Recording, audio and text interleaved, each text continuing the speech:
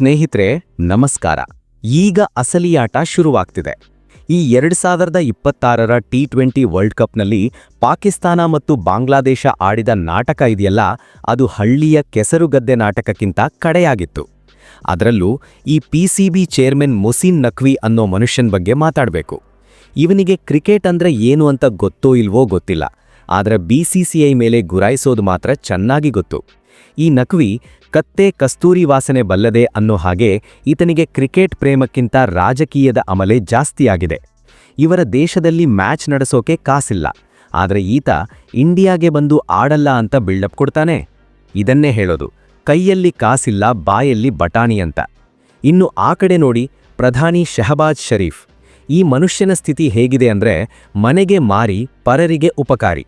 ತನ್ನ ದೇಶದ ಜನರಿಗೆ ಗೋಧಿ ಹಿಟ್ಟು ಕೊಡೋಕೆ ಯೋಗ್ಯತೆ ಇಲ್ಲ, ಆದ್ರೆ ಬಾಂಗ್ಲಾದೇಶಕ್ಕೆ ಅನ್ಯಾಯ ಆಗ್ತಿದೆ ಅಂತ ವಿಶ್ವಸಂಸ್ಥೆ ರೇಂಜ್ಗೆ ಭಾಷಣ ಬಿಡ್ತಾನೆ. ಈ ಕಡೆ ಬಾಂಗ್ಲಾದ ಮೊಹಮ್ಮದ್ ಯೂನಸ್ ಕಥೆಯೂ ಅಷ್ಟೇ. ಇಡೀ ದೇಶದಲ್ಲಿ ಬೆಂಕಿ ಉರಿತಿದ್ರೂ ಭಾರತದ ಮೈದಾನದಲ್ಲಿ ಸೆಕ್ಯೂರಿಟಿ ಇಲ್ಲ ಅಂತ ಕುಂಟು ನೆಪ ಹೇಳ್ತಾರೆ. ಈ ಯೂನಸ್ ಹೇಗೆ ಅಂದ್ರೆ, ಒಂಥರ ತನ್ನ ಮೈಯಲ್ಲಿ ಕಪ್ಪೆ ಇಟ್ಟುಕೊಂಡು ಬೇರೆಯವರ ಮೈಯಲ್ಲಿ ಇರುವೆ ಹುಡುಕಿದರಂತೆ ಅನ್ನೋ ಥರ. ಈತನ ದೇಶದ ಪರಿಸ್ಥಿತಿ ಮೊದಲು ಸುಧಾರಿಸಿಕೊಳ್ಳಿ. ಈ ಬಾಂಗ್ಲಾ ಪಾಕ್ ಫ್ರೆಂಡ್ಶಿಪ್ ಇದೆಯಲ್ಲ, ಅದು ಕಳ್ಳರು ಕೂಡಿಕೊಂಡ್ರೆ ಹಳ್ಳದ ಪಕ್ಕದಲ್ಲಿ ಮನೆ ಕಟ್ತಾರಂತೆ ಅನ್ನೋ ಹಾಗಿದೆ. ಸ್ನೇಹಿತರೆ, ಈ ವಿಷಯದಲ್ಲಿ ಮುಂದುವರಿಯೋಕ್ಕೂ ಮುಂಚೆ ನೀವಿನ್ನ ಜಿಯೋಸ್ಕೋಪ್ ಕನ್ನಡ ಯೂಟ್ಯೂಬ್ ಚಾನಲನ್ನು ಸಬ್ಸ್ಕ್ರೈಬ್ ಆಗಿಲ್ಲ ಅಂದ್ರೆ ಈ ಕೂಡಲೇ ಸಬ್ಸ್ಕ್ರೈಬ್ ಮಾಡಿ. ಈಗ ಅಸಲಿ ವಿಷಯಕ್ಕೆ ಬರೋಣ. ಇವರು ಭಾರತದ ಜೊತೆ ಯಾಕೆ ಆಡೋಕೆ ಹೆದರ್ತಾರೆ ಅಂದ್ರೆ, ನಮ್ಮಲ್ಲಿರೋದು ಸುಮ್ಮನೆ ಆಟಗಾರರಲ್ಲ, ಅವರು ಅಪ್ಪಟ ಸಿಂಹಗಳು. ಈ ಕಡೆ ಅಭಿಷೇಕ್ ಶರ್ಮಾ ಬ್ಯಾಟ್ ಹಿಡಿದು ನಿಂತ್ರೆ ಸಾಕು, ಬಾಲ್ ಗಡಿಯನ್ನು ದಾಟೋದಕ್ಕಿಂತ ಮುಂಚೆ ಬೌಲರ್ನ ನಿದ್ದೆ ಹಾರಿ ಹೋಗಿರುತ್ತೆ. ಈ ಪಾಕಿಸ್ತಾನದ ಕಿಂಗ್ ಅಂತೆಲ್ಲ ಬಿಲ್ಡಪ್ ಕೊಡ್ತಾರಲ್ಲ, ಆ ಬಾಬರ್ ಅಜಾಮ್ ಸ್ಟ್ರೈಕ್ ರೇಟ್ ನೋಡಿದ್ರೆ ನಗು ಬರುತ್ತೆ. ಬಾಬರ್ ಅಜಾಮ್ ಹೊಡೆಯೋದು 120-130 ಸ್ಟ್ರೈಕ್ ರೇಟ್, ಆದರೆ ನಮ್ಮ ಅಭಿಷೇಕ್ ಶರ್ಮಾ ಲೀಲಾಜಾಲವಾಗಿ 200ರ ಸ್ಟ್ರೈಕ್ ರೇಟ್ನಲ್ಲಿ ಚಚ್ಚಿ ಹಾಕ್ತಾರೆ. ಆನೆ ಎದುರು ಆಡು ಕುಣಿದ ಹಾಗೆ ಈ ಬಾಬರ್ ಅಜಾಮ್ ಬ್ಯಾಟಿಂಗ್.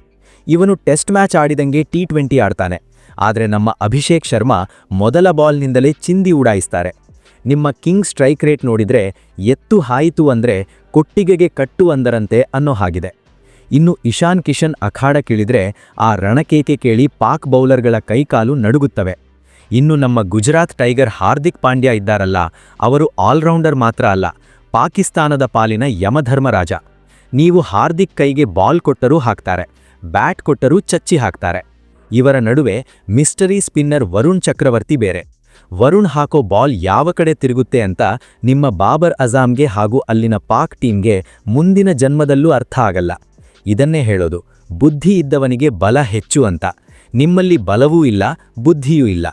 ಇದರ ನಡುವೆ ಈ ಪಾಕಿಸ್ತಾನಕ್ಕೆ ಗೊತ್ತು, ಅವರು ಒಬ್ಬರೇ ಭಾರತದ ಮ್ಯಾಚ್ ಬಹಿಷ್ಕಾರ ಮಾಡಿದ್ರೆ ಐಸಿಸಿ ಅವರ ಮೇಲೆ ಅಕ್ಷರಶಃ ತುರಿದು ಹಾಕುತ್ತೆ ಅಂತ.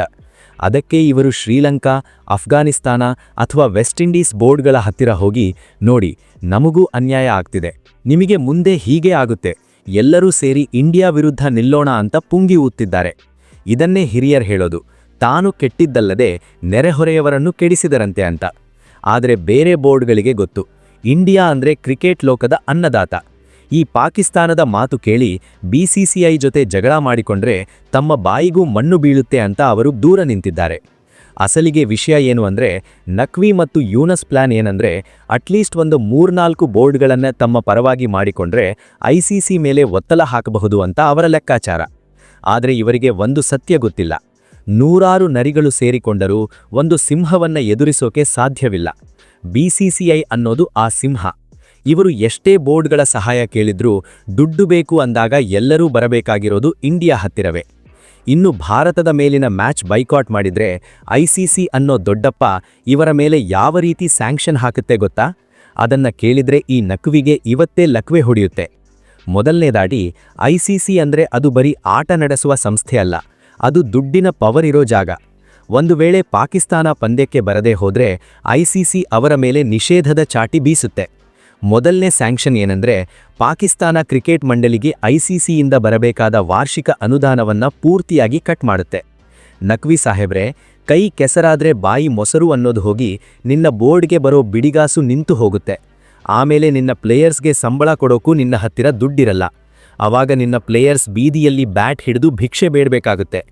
ಎರಡನೇ ಸ್ಯಾಂಕ್ಷನ್ ಇನ್ನೂ ಡೇಂಜರ್.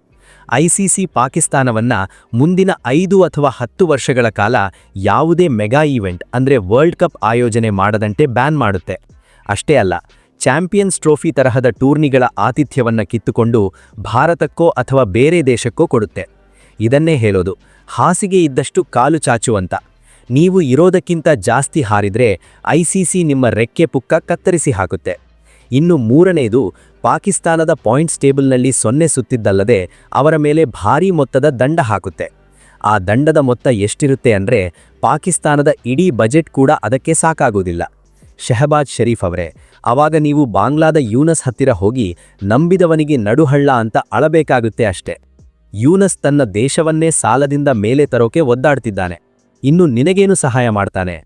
ಶಹಬಾಜ್ ಶರೀಫ್ ಅವರೇ, ನೀವು ಬಹಿಷ್ಕಾರ ಮಾಡ್ತೀನಿ ಅಂತ ಹಠ ಹಿಡಿದಿದ್ದು ನಿಮ್ಮ ಸೋಲನ್ನ ಮುಚ್ಚಿಕೊಡೋಕೆ ಅಷ್ಟೆ. ನಿಮಗೆ ಗೊತ್ತು, ಅಭಿಷೇಕ್ ಶರ್ಮಾ ಮತ್ತು ಇಶಾನ್ ಕಿಶನ್ ಓಪನಿಂಗ್ ಬಂದ್ರೆ ನಿಮ್ಮ ಶಹೀನ್ ಅಫ್ರೀದಿ ಗತಿ ಏನಾಗುತ್ತೆ ಅಂತ. ಹಾರ್ದಿಕ್ ಪಾಂಡ್ಯಾರ ಫಿನಿಶಿಂಗ್ ನೋಡೋಕೆ ನಿಮಗೆ ಧೈರ್ಯ ಇಲ್ಲ. ಅದಕ್ಕೆ ಯೂನಸ್ ಜೊತೆ ಸೇರ್ಕೊಂಡು ಸೆಕ್ಯೂರಿಟಿ ನಾಟಕ ಆಡ್ತಿದ್ದೀರಾ. ಇದನ್ನೇ ಹಿರಿಯರ್ ಹೇಳೋದು, ಹೋಗೋ ದಾರಿಯಲ್ಲಿ ಪುಂಗಿ ಊತ್ತಾ ಹೋದ್ರೆ ಬರೋವಾಗ ಗತಿ ಏನು ಅಂತ. ಈಗ ಐಸಿಸಿ ಮುಂದೆ ನಿಮ್ಮ ಮರ್ಯಾದೆ ಹರಾಜಾಗಿದೆ.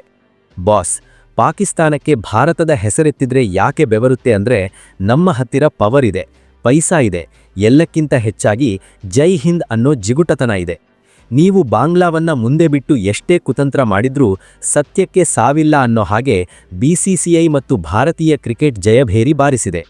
ನಿಮ್ಮ ನಖ್ವಿ, ಶರೀಫ್ ಮತ್ತು ಯೂನಸ್ ಮಾಡಿರೋ ಈ ತಿಗಣೆ ನಾಟಕ ಇತಿಹಾಸದ ಕಸದ ಬುಟ್ಟಿಗೆ ಸೇರೋದು ಗ್ಯಾರಂಟಿ.